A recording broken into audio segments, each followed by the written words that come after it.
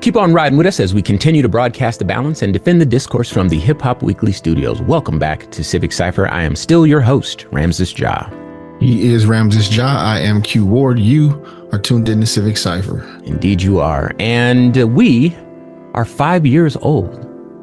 There's not a lot of other radio shows lasting 5 years, especially ones that started when we started. So we appreciate everyone on this journey. We are celebrating our story today.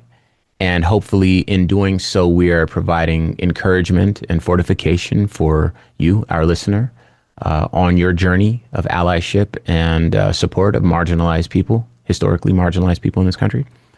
Stay tuned because we are going to be talking about some of the things that have taken place since we started this show. It's been a lot and there's been some ups and downs, but we are glad to still be here. Before we get there, though, it's time to discuss BA, Becoming a Better Ally, BABA. And today's BABA, no surprise, why not support Civic Cipher? You know, we rarely ask for support, but we wanted to take a moment to let you know exactly how this show works. The truth is we pay for most of this from our own pockets. And therefore, the growth is really limited to, what we're able to kind of throw at this endeavor. If you feel like this is something that is worthwhile, if this is something that you feel like you can support, please consider visiting civiccipher.com. All of the ways to support us are there. You can use Patreon. That's a monthly contribution. We love those. Cash App, Venmo.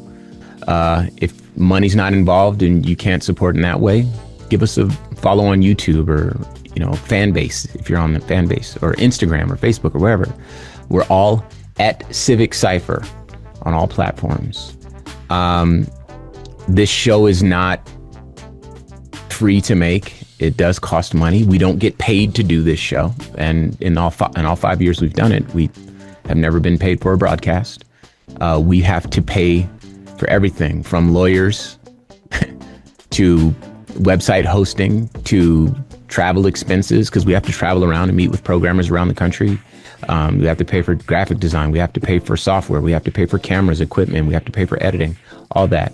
And if we can't do it ourselves, we're paying for it. And so your support not only helps us to remain fortified in our journey, but it helps us to grow the platform. We've done a great job, I think, getting the show to 151 radio stations, but I think we can do more. And your financial support and your digital support helps us a lot. Again, civiccipher.com, or follow us on all platforms at Civic Cipher. We'd appreciate it. All right. So when we first started this show, it was under Trump 1.0. It was in September when we aired our first episode. And, we had a few people that we needed to interview because, again, we had made some promises to some folks that we were going to get them on the radio to share their message. And those messages were very important. But one early bright moment for the show was electing Joe Biden, if I'm being honest. Looking back on Joe Biden's presidency, we didn't expect the world. We were just trying to keep the bottom from falling out with Trump 2.0. Life is funny. But I remember that moment where it felt like, hey, so maybe we've come to our senses as a country. Maybe we've decided that this Trump presidency, this is not who we are, not who we want to be. And granted, there are some people, near as makes no difference, half the country, that still like that. But historically speaking, we've been dragging the conservative facet of this country forward, kicking and screaming since the beginning of this country. The conservatives wanted to keep slavery. They just had a different name, but they were very much the conservatives. Literally, they wanted to conserve slavery, right? So this country had to drag them kicking and screaming. Conservatives thought that Jim Crow and segregation was the natural order for this country. And We, the majority, the slight majority, I suppose, had to drag the conservatives kicking and screaming along, and that was another example of, again, a bright moment was the election of Joe Biden. But I do remember under Joe Biden's presidency, Q and I, we covered police shooting after police shooting. We covered states gerrymandering to weaken black votes around the country. We covered, police cover-ups and corruption. We covered issues with respect to housing, issues with respect to education, the rollbacks of what they call it, critical race theory, which indeed was, in fact, American history. We covered, all these stories under Joe Biden's presidency. So if we didn't know before, we certainly knew that, Joe Biden and Democrats weren't an election of a Democrat to the highest office in the land doesn't necessarily change 100% of the material reality for the marginalized people on the ground here in this country. There's still a lot more work that needs to be done. And, one of the things that we also learned is that Democrats blaming, political red tape and blaming, the Supreme Court and blaming, them not having a majority in Congress or whatever it is, those start to feel like limp-wristed excuses when you indeed see what Trump has done to kind of, shoehorn his conservative agenda down the throats of the folks in this country. But it felt like by calling attention to the things that we called attention to, that we were making sure that people remained vigilant and remained aware. For better or worse, there is a new activist cohort in this country that was fully activated in 2020 and will remain at least to some degree politically engaged, more than they otherwise would have been for the rest of their lives. They learned what they needed to learn. They spotted the corruption, and they are ready to let their voices be heard. And we've been very fortunate to be one of the handful of people that actually gets to speak to this cohort and indeed are a part of this cohort. There's a lot more to our story since, the show started, but I'll tag Q in here so that he can share some other ups and downs that we've experienced on this journey. Okay, so my brother, with a very wide net cast there, the handoff to I don't know where I'm supposed to go with the story, because ups and downs. It's been the most interesting 5 years, I think, of either of our lives, because we never saw this coming. We didn't jump off the porch into activism once we jumped off the porch into adulthood. The irony, however, to both of our stories prior to us meeting were the things that we did that are mirrored and kind of set the foundation for what we would ultimately do together. So maybe they were called different things, but we were on very, very aligned paths. The NAACP and Black Student Union was a singular organization where Ramses went to college. That was not the case where I went to school. But both of us very, very involved in the undergraduate chapter or chapters of the NAACP where we went to undergrad. Myself, the national second vice president of the National Panhellenic Council, with which most people call the Divine Nine.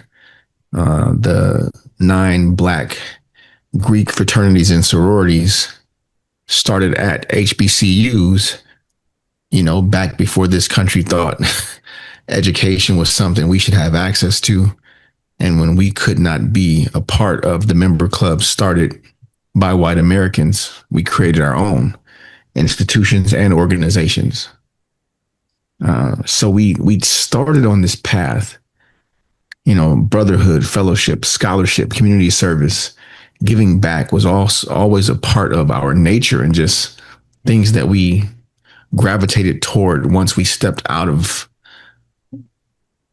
childhood, stepped out of being teenagers and into being men. And little did we know what we were preparing ourselves for. And Ramses often speaks about part of the creative journey. And he tries to, in a way that almost infuriates me, take credit away from himself for where we've now made it to. Q did not have any plans on being a DJ ever. It wasn't like, yo, Rams, I want to DJ. Can you, no, that conversation never happened. It was never presented that way. I would have never presented it that way. I just moved back to the United States from Europe and I needed a way to make some money. And Ramses, and a story that I'll tell another day, because this isn't about the origins of me as a DJ, but Ramses literally pushed me into the deep end of the pool with full faith that I could swim. He did not want me to drown, but he also did not ask if I could swim. He just pushed and had the faith that I would figure it out. Then Ramses insisted for years that I used the microphone that every venue provided the DJ. And I, for years, told Ramses, no, I'm not going to be able to do it. I even had a soundtrack to this conversation. And he insisted and insisted and insisted. And eventually I had something to say. So that also happened. And then famously, as Ramses said, resigned from our radio job on our behalf and then called me to tell me. So here I was again, following Ramses's lead without Ramses asking my permission at all. It was, I'm your brother, trust me, at every step. And at every step, he was right. And from one station in what we thought was a pretty significant market to a station and every significant market. At this point, the number doesn't really matter anymore. If you live somewhere, we're on the radio there. Yeah. If it's in this country, literally, if you live somewhere in this country, we're on the radio there. So say the numbers that you want to say. Yeah. And it's just been kind of, hey, I'm going to go this way and I just need you to trust me the whole time. And when he's right over and over and over and over again, the follow me this way part becomes very, very easy. So the things that we've been through after we made the decision that having fun and making money wasn't the most important thing, because yeah, as big as this thing has become, it cost us to do it.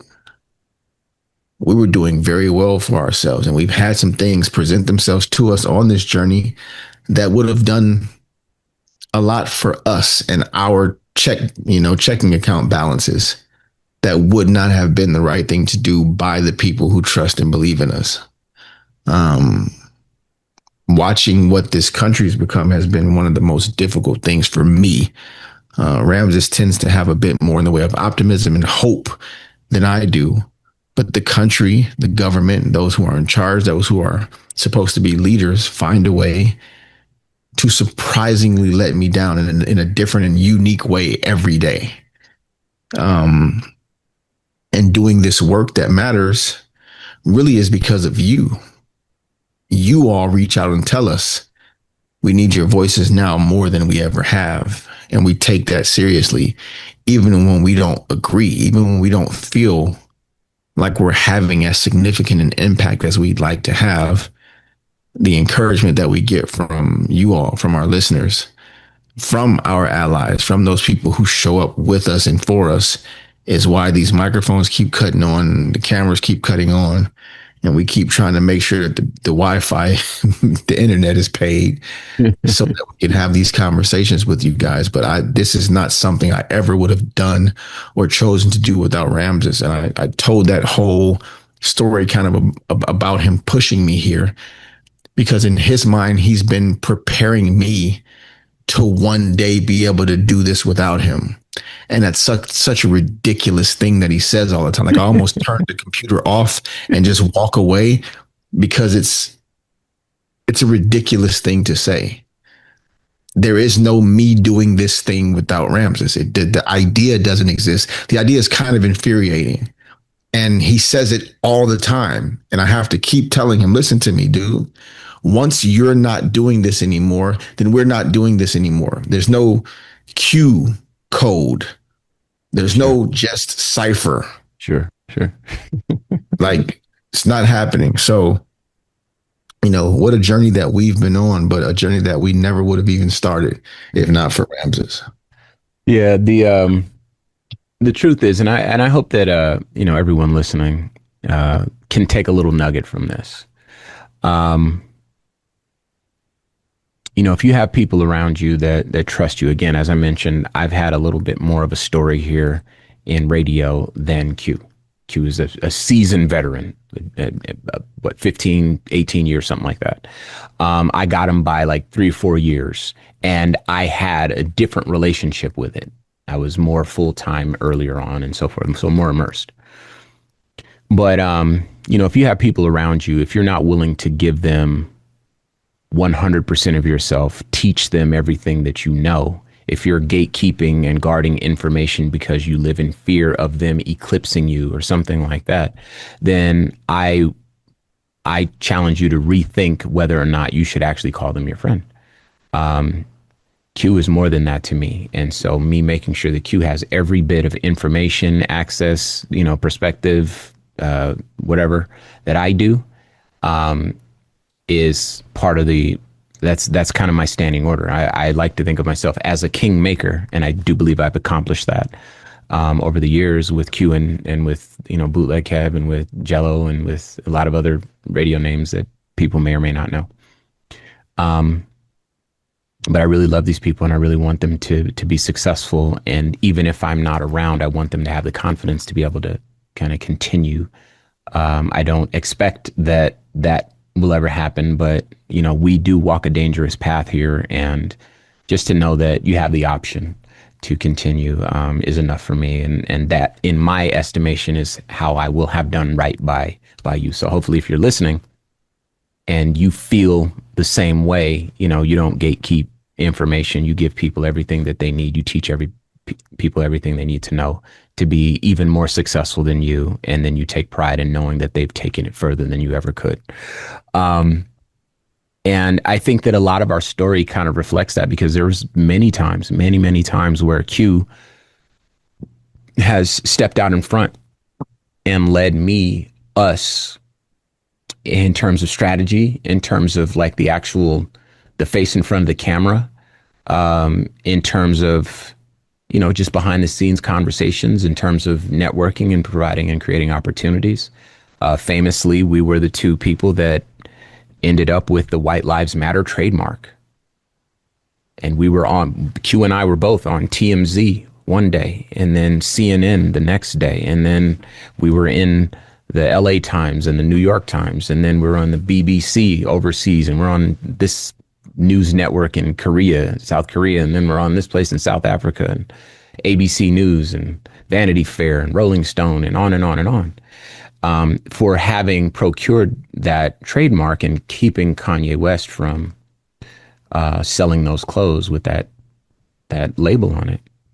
And, Q was the person that kind of helped provide a lot of the strategy that we were able to use to make sure that we navigated those waters as best we could at that time, because we were, if I'm being honest now, we can tell it, we were super in over our head. We didn't know what to do. We had lawyers, whatever, but we didn't know what was right for us, and we didn't know what was right for you, our listeners.